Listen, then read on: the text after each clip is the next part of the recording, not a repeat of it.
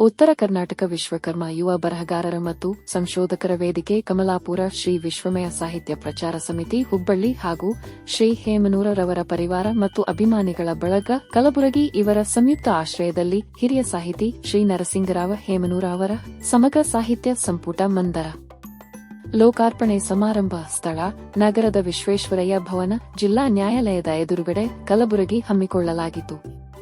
ಶ್ರೀ ನರಸಿಂಗರಾವ ಹೇಮನೂರ ಸಮಗ್ರ ಸಾಹಿತ್ಯ ಸಂಪುಟ ಪ್ರಧಾನ ಸಂಪಾದಕರು ಭೀಮಸೇನ ಬಡಿಗೇರ, ಶ್ರೀ ಜನಾರ್ದನ, ಶ್ರೀ ರಾಜೇಂದ್ರ ಬಡಿಗೇರ, ಶ್ರೀ ದತ್ತಾತ್ರೇಯ ವಿಶ್ವಕರ್ಮ. ಅಪೂರ್ವ ಕೊಡುಗೆ ಸೇಡಂ ನಗರದ ಸಂಸ್ಕೃತಿ ಹರಡುವಾಗ ಹಿರಿಯರಾದ ಗುರುಲಿಂಗಪ್ಪ ತಲ್ಲಳ್ಳಿಯವರು ನಾವೆಲ್ಲ ಸಣ್ಣ ಬಾಲಕರಾಗಿದ್ದೆವು, ಯುವಕರಾಗಿದ್ದೆವು. ಅವರು ನಮ್ಮ ಕೈಯಲ್ಲೆಲ್ಲ ಇದನ್ನು ಕೊಟ್ಟರು. ಆವಾಗ ನಮಗೆ ಸಿಕ್ಕಿರುವ ಸಾಹಿತ್ಯಿಕ ಗೆಳೆಯರಂದರೆ ನರಸಿಂಗರಾವ್ ಹೇಮನೂರ್ ಅವರು, ಗುರುನಾಥ್ ರೆಡ್ಡಿ ಕೆರಳ್ಳಿ ಅವರು, ಪ್ರಭುರಾಜ್ ಅರಂಕಲ್ ಅವರು, ಹೀಗೆ ಕೆಲವು ಮುತ್ತಿನಂಥ ಸಾಹಿತಿಗಳಿಂದ ಇವತ್ತು ಸೇಡಂ ಒಂದು ರೀತಿಯಿಂದ ಸಾಂಸ್ಕೃತಿಕ ನಗರ ಅಂತ ಅಂದ್ಕೊಳ್ಳಿಕ್ಕೆ ಸಾಧ್ಯವಾಗಿದೆ. ಈ ಕೀರ್ತಿ ಅವರಿಗೆ ಸಲ್ಲುತ್ತೆ ಅಂತ ಹೇಳಬೇಕಾಗುತ್ತದೆ. ನಾನು ಹೆಚ್ಚು ಮಾತಾಡೋದಿಲ್ಲ. ಇವತ್ತೇನು 4 ಗಂಟೆಯವರೆಗೆ ಕಾರ್ಯಕ್ರಮದ ಆಯೋಜನೆ ಇದೆ. ಒಂದು ಸಮಾಜ ಸದೃಢ ಆಗಲಿಕ್ಕೆ, ಅದೇ ರೀತಿ ಇದೇನು ಪಾರಿವಾರಿಕ ವಾತಾವರಣ ಇಲ್ಲಿ ಕಾಣ್ತಾ ಇದೆಯಲ್ಲ, ಈ ಅಕ್ಷುಣ್ಯವಾದ ಪಾರಿವಾರಿಕ ವಾತಾವರಣ ಬರೇ ಒಂದು ಸಮಾಜಕ್ಕೆ ಸೀಮಿತವಾದರೆ ನಡೆಯುವುದಿಲ್ಲ. ಇವತ್ತು ಭಾರತದ ಆತ್ಮ ಅಂದರೆ ವಿಶ್ವವನ್ನೇ ಒಂದು ಕುಟುಂಬ ಅಂತ ಕಾಣಬೇಕು ಆಸೆ ಇದೆ. ಆದರೆ ಇವತ್ತು ಜಾತಿ ಹೆಸರ ಮೇಲೆ ಚಿತ್ರವಾಗಿ ಆ ಕುಟುಂಬಗಳು ಒಡೆದು ಚೂರು ಚೂರಾಗ್ತಾ ಇವೆ. ಇವತ್ತಿನ ಈ ಕಾರ್ಯಕ್ರಮ ಇಲ್ಲಿ ಬಂದಿರುವ ಪ್ರತಿ ಸಮಾಜದ ಪ್ರಮುಖರಿಗೆ ತಮ್ಮ ಸಮಾಜದ ಕುಟುಂಬಗಳು ರಾಷ್ಟ್ರ ಕಟ್ಟುವ ಕಾರ್ಯಕ್ಕೆ ಪೂರಕವಾಗಿ ಕೆಲಸ ಮಾಡಿ ವೃತ್ತಿ ಮತ್ತು ಪ್ರವೃತ್ತಿಯನ್ನು ಅತ್ಯಂತ ಪವಿತ್ರವಾಗಿ ಜೀವನದಲ್ಲಿ ಕಾಪಾಡಿಕೊಂಡು ಬಂದು ನರಸಿಂಗರಾವ್ ಹೇಮನೂರ್ ಅವರು ಮತ್ತು ಅವರ ಪರಿವಾರ ಒಂದು ಮೌನ ತಪಸ್ವಿ ಅಂತ ನಾನು ಹೇಳಬೇಕಾಗುತ್ತದೆ. ಅವರೆಂದೂ ಪ್ರಸಿದ್ಧಿ ಪ್ರಿಯರಲ್ಲ. ಆದರೆ ಭಗವಂತ ಕೊಟ್ಟಿದ್ದ ವಿದ್ಯೆ ವೃತ್ತಿಯಲ್ಲಿಯೂ ಸಹ ಇಲಾಖೆಯಲ್ಲಿ ಅಷ್ಟೇ ಗೌರವದ ಎತ್ತರದ ಸ್ಥಾನಕ್ಕೆ ಏರಿ ನನಗೀಗ 80ರ ಹರೆಯ. ಹುಟ್ಟೂರು ಸುರಪುರ ತಾಲೂಕಿನ ಹೇಮನೂರು. ಮತ್ತು ವಿದ್ಯಾಭ್ಯಾಸ ನಮ್ಮ ಕಾಕ ದೇವೇಂದ್ರಪ್ಪ ಮಾಸ್ತರ್ ಅವರು ಎಲ್ಲೆಲ್ಲಿ ವರ್ಗವಾಯಿತು ಅಲ್ಲಲ್ಲಿ ನನ್ನ ಶಿಕ್ಷಣ ದೊರೆತು. ಶಹಬಾದಿನಲ್ಲಿ ಮೋಸ್ಟ್ಲಿ ನಾನು ಅಲ್ಲಿ HSC ಮುಗಿಸಿದೆ 1962ರಲ್ಲಿ. ನಂತರ ಬಡತನದ ಒಂದು ಪರಿಸ್ಥಿತಿಯಿಂದಾಗಿ ಪಾಲಿಟೆಕ್ನಿಕ್ ಮುಂದುವರಿಸಲಾಗಲಿಲ್ಲ. ಸ್ಟೆನೋಗ್ರಾಫಿ ಮಾಡಿದೆ. ಆಮೇಲೆ ನಾನು ಕೋರ್ಟ್ ಮತ್ತು ಅಂಚೆ ಕಚೇರಿ, ವೇಟ್ಸ್ ಆ್ಯಂಡ್ ಮೆಜರ್ಸ್ 3 ಕಡೆಗೆ ನನಗೆ ಅಪಾಯಿಂಟ್ಮೆಂಟ್ ಲೆಟರ್ಸ್ ಬಂದು ನಾನು ಕೋರ್ಟ್ ಸೇರಿದೆ ಆ್ಯಸ್ ಎ ಸ್ಟೆನೋಗ್ರಾಫರ್. ಅಲ್ಲಿ ಮುನ್ಸಿಪ್ ಮ್ಯಾಜಿಸ್ಟ್ರೇಟರ ಜಡ್ಜ್ಮೆಂಟ್ ಎಲ್ಲ ಬರ್ಕೊಳ್ಳೋದು ಮಾಡೋದು. ಸುರ್ಪುರು, ಚಿಂಚೋಳಿ, ಕಲಬುರಗಿಯಲ್ಲಿ ನಾನು ಕೆಲಸ ಮಾಡಿದೆ. ಅನಂತರ ನಾನು 1964ರಿಂದ 67 ಕೋರ್ಟ್ದಲ್ಲಿದ್ದೆ. 67ರಿಂದ 73ವರೆಗೆ ACCಯಲ್ಲಿ ಬಂದೆ ಅಷ್ಟೇನೋ ಅಂಥೇಳಿ. ಆಮೇಲೆ 73ರಿಂದ 2001ರವರೆಗೆ ನಾನು ಸಿಮೆಂಟ್ ಕಾರ್ಪೊರೇಷನ್ ಆಫ್ ಇಂಡಿಯಾದಲ್ಲಿ PS ಟು ಜನರಲ್ ಮ್ಯಾನೇಜರ್, ಅಂದರೆ private secretary to general manager ಅಂತ ಕಾರ್ಯನಿರ್ವಹಿಸಿ 10 ವರ್ಷಗಳ ನಂತರ ನನಗೆ ಅವರು ಸೇಲ್ಸ್ನಲ್ಲಿ ತಗೊಂಡ್ರು. ಅಲ್ಲಿ ನಾನು ಅಭಿವೃದ್ಧಿ ಹೊಂತ sales officer, senior sales officer, deputy manager, ಆಮೇಲೆ ರೀಜ್ನಲ್ ಮ್ಯಾನೇಜರ್ ಅಂಥೇಳಿ ನಾನು ನಿವೃತ್ತನಾಗಿದ್ದೆ 2001ರಲ್ಲಿ. ಆ ನಂತರ ನಾನು ಸಾಮಾಜಿಕ ಚಟುವಟಿಕೆಗಳಲ್ಲಿ ತೊಡಗಿಕೊಂಡೆ. ಸಾಹಿತ್ಯಾಸಕ್ತ ಮೊದಲು ಹಿಡಿದು ಭಾಳಷ್ಟು ಸಂಘಟನೆಗಳನ್ನು ನಾನು ಕುರ್ಕೊಂಡದಲ್ಲಿ ವಿಶ್ವಕರ್ಮ ಸಂಘ ಸ್ಥಾಪನೆಗಾಗಿ ದುಡಿದಿದ್ದೇನೆ. ಶಹಬಾದಲ್ಲಿ ಮಾಡಿದ್ದೇನೆ, ಸೇಡಂದಲ್ಲಿ ಮಾಡಿದ್ದೇನೆ.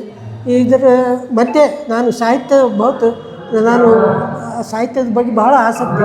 ನೆಚ್ಚಿನ ಕವಿಗಳಂದರೆ ಸಿದ್ಧಾಯ ಪುರಾಣಿಕರು, ನಮ್ಮ ಇವರು ಕಾವ್ಯಾನಂದರು, ಅವರೇ ಸಿದ್ಧಾಯ ಪುರಾಣಿಕರು. ಇದೇನು ಕವನಗಳ ಸಂಕಲನ ನಾನು ಭಾಳಷ್ಟು ಸ್ಟಡಿ ಮಾಡಿದ್ದೇನೆ. ನಂತರ ನಾನು ಬರವಣಿಗೆಯಲ್ಲಿ ತೊಡಗಿ ಮೊಟ್ಟ ಮೊದಲ ಕವನ ಬರದ ಬವಣೆ ಅಂತೇಳಿ ಯಾವಾಗ ಬರಗಾಲ ಬಂದಿತ್ತು ಅವಾಗ ಬರೆದೆ. ಅದ ನಂತರ ಸುಮಾರು 35 ಕವನಗಳ ಸಂಕಲನ ಒಂದು ಹಿಂದ್ಯಾಕೆ ಬಂದೆ ಅಂತೇಳಿ ಅದು ಸೇಡಂ. ನಿಜವಾಗಿ ನನಗೆ ಹುಟ್ಟೂರು ಸುರಪುರ ತಾಲೂಕು ಹೇಮನೂರು ಆದ್ರೂ ಕರ್ಮಭೂಮಿ ನಂದು ಸೇಡಂ. ಯಾಕಂದರೆ ಅಲ್ಲಿ ನಾನು ಸುಮಾರು 14 ವರ್ಷ ಸೇವೆಗೆ ಎಷ್ಟೋ ಪ್ರತಿಭೆಗಳಿದ್ದರು. ನಮ್ಮ ಸೇಡಂ ಬಸವರಾಜ ಪಾಟೀಲರು ನನ್ನನ್ನು ಗುರುತಿಸಿ ಆ ಕನ್ನಡ ಸಾಹಿತ್ಯ ಪರಿಷತ್ತಿನ ಅಧ್ಯಕ್ಷ ಅಂತೇಳಿ ನನಗೆ ಮಾಡಿದರು.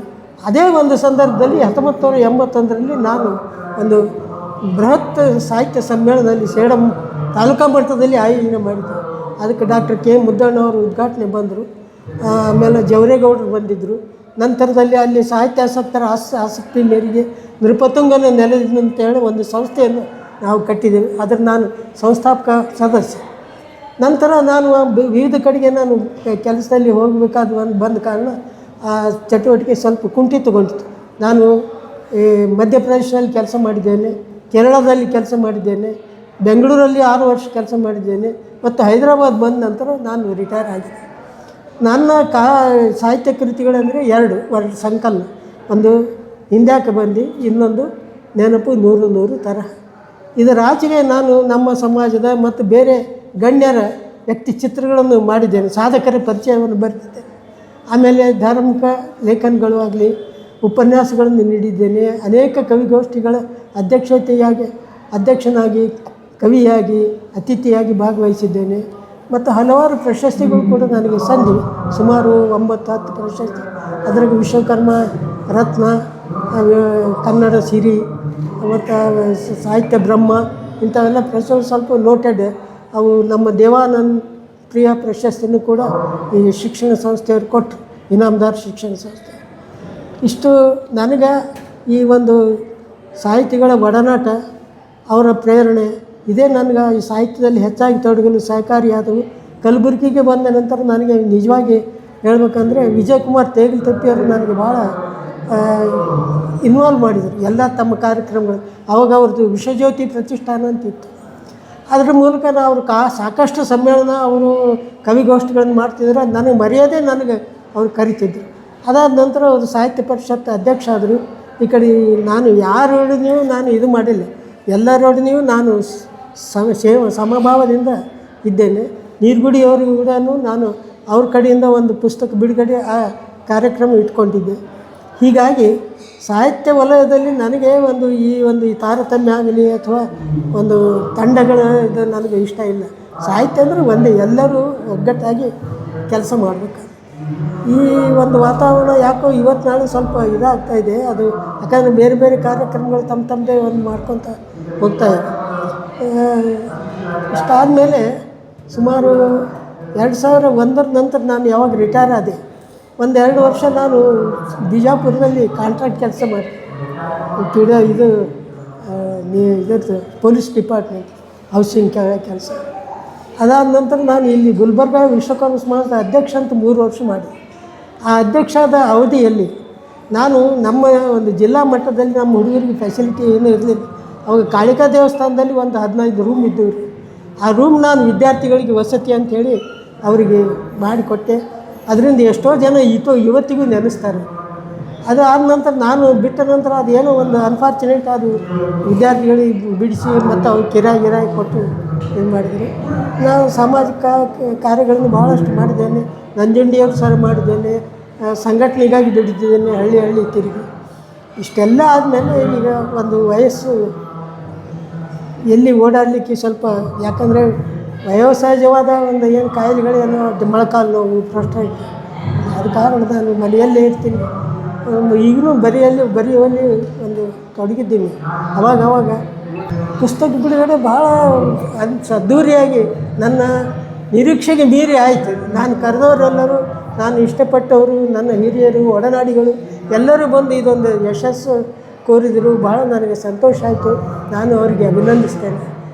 ಸ್ಪೆಷಲಿ ನಮ್ಮ ಬಸವರಾಜ ಪಾಟೀಲ್ ಸೇಡಂ ಅವರು ಕೂಡಲೇ ಒಪ್ಕೊಂಡ್ರು. ಸೇಡಂ ಅಂದರೆ ನಿಮ್ಮ ನೆನ್ಪು ಬರ್ತದೆ ರೀ, ಸೇಡಂದೇ ಆ ಗೀತೆ ಮೂಲಕ ಅವರಂದರು. ಆಮೇಲೆ ನಮ್ಮ ಡಾಕ್ಟರ್ ವೀರೇಶ್ ಬಡಿಗೇರ್ ಅಂತೇಳಿ ಹಂಪಿ ಯೂನಿವರ್ಸಿಟಿ ಅವರು ಸಹ ಬಂದರು. PB ಬಡಿಗೇರ್ ನಮ್ಮ ಶಿವಸಂಗಿ ಕ್ಷೇತ್ರದ ಅಧ್ಯಕ್ಷರು, ಅವರು ಬಂದರು. ಮತ್ತು ಎಲ್ಲ ಏನು ನನ್ನ ಇದಕ್ಕೆ ಸಂಪುಟಕ್ಕೆ ಲೇಖನಗಳನ್ನು, ಅಭಿಪ್ರಾಯಗಳನ್ನು, ಆರೈಕೆಗಳನ್ನು ಬರೆದರು. ಆ ಎಲ್ಲ ಲೇಖಕರು ಬಂದು ಹರಿಸಿದರು. ಭಾಳ ಒಂದು ಸಂತೋಷ, ಸಂಭ್ರಮ. ನಾನು ಇದು ಎಕ್ಸ್ಪೆಕ್ಟ್ ಮಾಡಿರಲಿಲ್ಲ. ನಾನು ಇದು ತೇಲ್ಸೇಬೇಡ್ರಿ ಅಂತ ಹೇಳಿದ್ದೆ. ನಾನು 80ನೇ ವರ್ಷ ಅಂತ ಹಾಕಬೇಡ್ರಿ, ಅವ್ರು ಬರೆದಿದ್ರು ಮೊದಲು, ನಾನು ಕಟ್ ಮಾಡಿದೆ.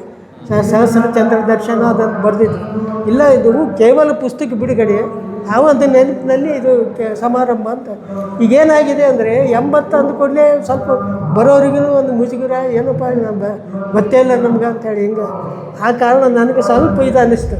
ಯಾಕಂದರೆ ಎಲ್ಲರೂ ಬಂದು ನನಗೆ ಇದು ಮಾಡಿದರು, ಹಾರೈಸಿದರು, ಹರಿಸಿದರು, ಸನ್ಮಾನ ಮಾಡಿದರು.